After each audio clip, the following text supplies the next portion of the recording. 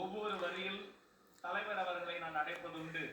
வெற்றி தலைவரே வருகை என்று அழைப்பேன், தர்மத்தாயின் தவ புதல்வரே என்று அழைப்பேன். இன்று உள்ளம் நிறைய நெகிழ்ச்சியோடு மகிழ்ச்சியோடு வாஞ்சையோடு வருங்கால தமிழக முதல்வரே, தலைமை உரை தாரிய வெற்றி தலைவரே வருக.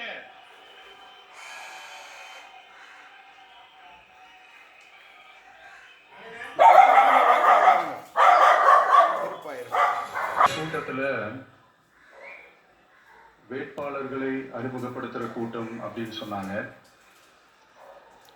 ஆனா என்னை பொறுத்த வரைக்கும் இது நம்ம மக்களுக்கான காப்பாளர்களை அறிமுகப்படுத்துறது. அப்புறம் இதை நான் சொல்லணும்,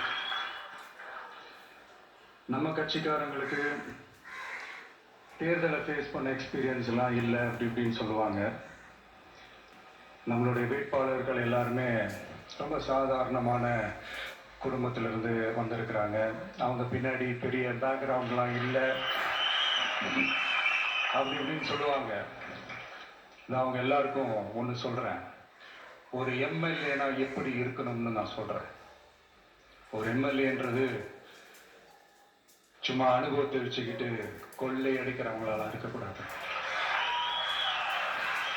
சும்மா அனுபவத்தை வச்சுக்கிட்டு சட்ட விரோதமா கல்குவாரியில ஈடுபடுறவங்களால இருக்கக்கூடாது.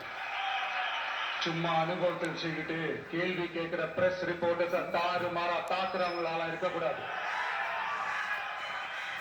இன்னும் ஓப்பனா சொல்லணும்னா, இந்த திமுகவில இருந்து வந்த ஒரு எம்எல்ஏ மேல கொள்ளையடிச்ச கேஸ் இருக்குது, போதைப் பொருள் கடத்தல் கேஸ் இருக்குது, திருட்டு கேஸ்லாம் இருக்குது. திருட்டு கேஸ்ல எல்லாம் ஜெயிலுக்கு போயிட்டு வந்தவர் ஒருத்தர் இருக்கிறாரு.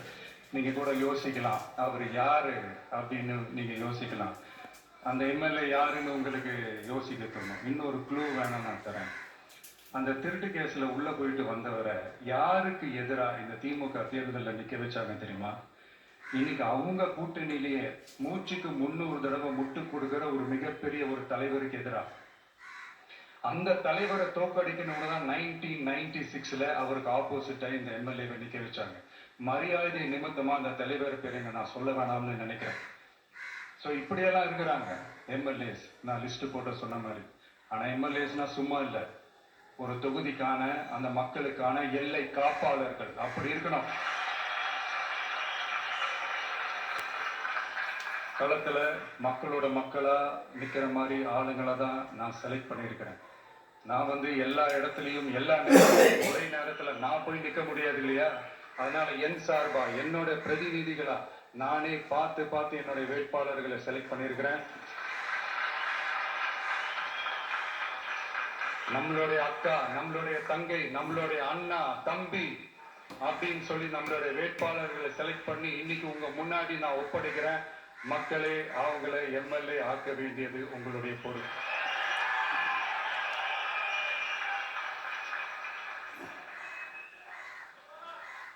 கட்சி ஆரம்பிச்சு கிட்டத்தட்ட ஒரு 3 வருஷத்துக்கு மேல ஆச்சு. இன்னமும் ஒரு கூச்சல் சத்தம் அடங்கின மாதிரியே எனக்கு தெரியல.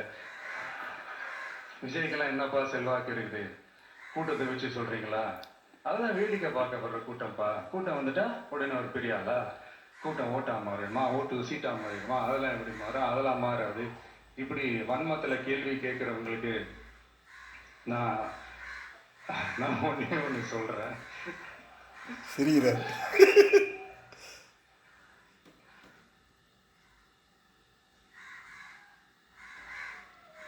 உங்க மேலதான் நம்பிக்கை வச்சிருக்காரப்பா, அவரை கை விட்டுறாதீங்க. இந்த தேர்தல் எல்லாரும் சொல்ற மாதிரி தேர்தல்லாம் கிடையாது. இது இருமுனை போட்டி மட்டும்தான். மறுபடியும் அதை சொல்லிட்டே இருக்காருல்ல. கூட்டணியான நமக்கும் ஸ்டாலின் சார் கூட்டணிக்கும் மட்டும்தான் இந்த தேர்தல். அதனால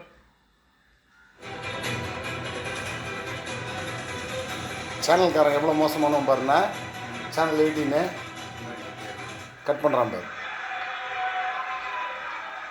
அதுக்கப்புறம் ஸ்டாலின் சார் கூட்டணி பேருன்னா மக்கள் நல கூட்டணியா? மொத்த பேக்கேஜ் அங்கதானே இருக்குது. ரிசல்ட் என்ன தெரிஞ்சதுனால என்னமோ அவர் அந்த பழைய மக்கள் நல கூட்டணியாவே மாத்திக்கிட்டாரோ என்னமோ எனக்கு தெரியல. உடஞ்ச கிளாஸை ஒட்ட வச்ச மாதிரி, கிழிஞ்ச துணியை தச்சை வச்ச மாதிரி, இது வந்து ஒரு ஒட்டு போட்ட ஒரு கூட்டணி, அவ்வளவுதான். தச்சாலும் தெரியும் ஹீரோஜிதர் சொன்ன மாதிரி. அதனால நீங்க ஆல்ரெடி டிசைட் பண்ணி வச்சிருக்கிற மாதிரி உங்களுடைய ஓட்டை சிந்தாம சதராம போடுவோம். நம்மளுடைய டிவிகே வேட்பாளர் நாங்க போடுவோம் தலைவரை. நம்மளுடைய டிவிகே விசில் சின்னத்துக்கும். இவர் இந்த மாதிரி டிவியில பேசிட்டு போனாலே போறோம்ண்ணா, வெளியே வர வேண்டிய அவசியம் இல்லை. போட்டு இப்ப நம்மளுடைய வேட்பாளர்கள் எல்லாரும் நான் சொல்றதை கொஞ்சம் ரிப்பீட் பண்ணுங்க. மக்களுக்காக, மக்களுக்காக, மக்கள் பணிக்காக மட்டுமே, மக்கள் பணிக்காக மட்டுமே நான் இந்த தேர்தலில் போட்டியிடுகிறேன். நான் இந்த தேர்தலில் போட்டியிடுகிறேன் என்று நான் ஜெயிச்சு வந்த பிறகு, நான் ஜெயிச்சு வந்த பிறகு மக்கள் பணத்தில் ஒரு பைசா கூட தொடமாட்டேன். மக்கள் பணத்தில் ஒரு பைசா கூட தொடமாட்டேன். இதுதான் ஸ்பெஷல். படியவே விட மாட்டேன். ஊழல் கரை படியவே விட மாட்டேன். பெண்கள் பாதுகாப்பை உறுதிப்படுத்துவேன். பெண்கள் பாதுகாப்பை உறுதிப்படுத்துவேன். போதையில்லா தமிழகத்தை உருவாக்குவேன். போதையில்லா தமிழகத்தை உருவாக்குவோம். சட்டம் ஒழுங்கை சரி செய்ய துணை நிற்பேன். சட்டம் ஒழுங்கை சரி செய்ய துணை நிற்பேன். ஒரு நாளும் மக்கள் விரோத செயலில் ஈடுபட மாட்டேன். மக்கள் விரோத செயலில் ஈடுபட மாட்டேன். இது சத்தியம். இது சத்தியம். சூப்பர் தலைவர், நன்றி நன்றி. இதே மாதிரியே வந்து டிவியில் பேசுங்க, அது போகிறோம். இது வந்து உறுதிமொழிலாம் கிடையாது, இது உத்தரவாதம். இடம் தர கட்டி போகிறாங்க, நம்ம தான் ஜெயிப்போம்.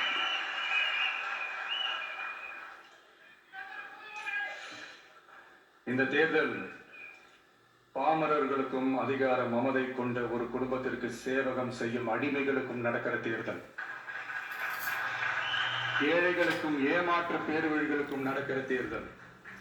உழைக்கிற மக்களுக்கும் உழைப்பை சுரன்றவங்களுக்கும் நடக்கிற தேர்தல். நல்லவங்களுக்கும் நாட்டை நாசப்படுத்துறவங்களுக்கும் நடக்கிற தேர்தல்.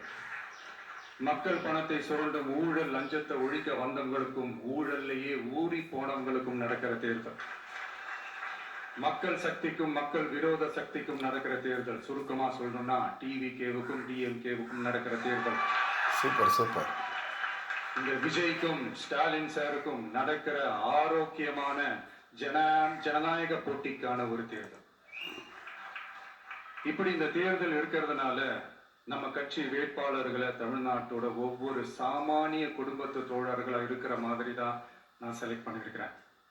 நம்ம வேட்பாளர்களுக்கு ஓட்டு போடுறது நமக்கு நாமே ஓட்டு போடுற மாதிரி, உங்களுக்கு நீங்களே ஓட்டு போட்டுக்கிற மாதிரி.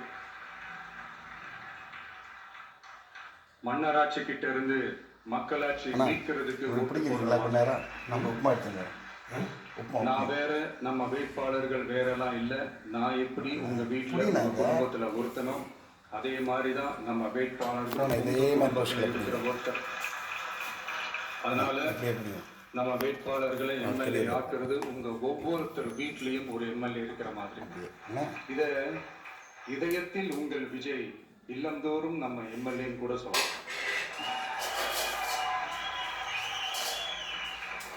உங்க குரலுக்கு ஓடி ஓடுற மாதிரி ஆட்களை தான், இன்னும் சொன்னா உங்க குரல் கேட்கறதுக்கு முன்னாடியே உங்க மனசை புரிஞ்சுக்கிட்டு ஓடி வந்து உங்க தேவைகளை தீர்க்கிற மாதிரி ஆளுங்களை தான் நான் செலக்ட் பண்ணியிருக்கிறேன்.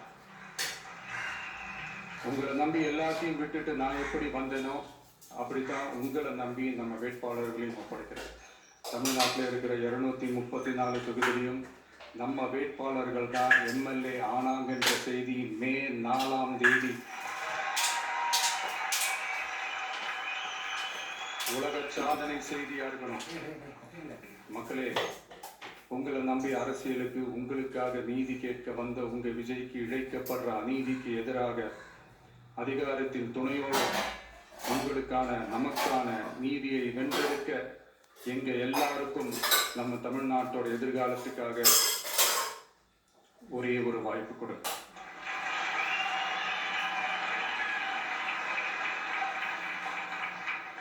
நான் நம்ம விமன்ஸ் டே அன்னைக்கு பெண்களுக்கான சில நம்மளுடைய டிவிகேஸ் விஷன் அண்ட் அஜெண்டா சொன்னோம். அந்த மாதிரி இன்னைக்கு நம்ம TVK's vision and agenda for youth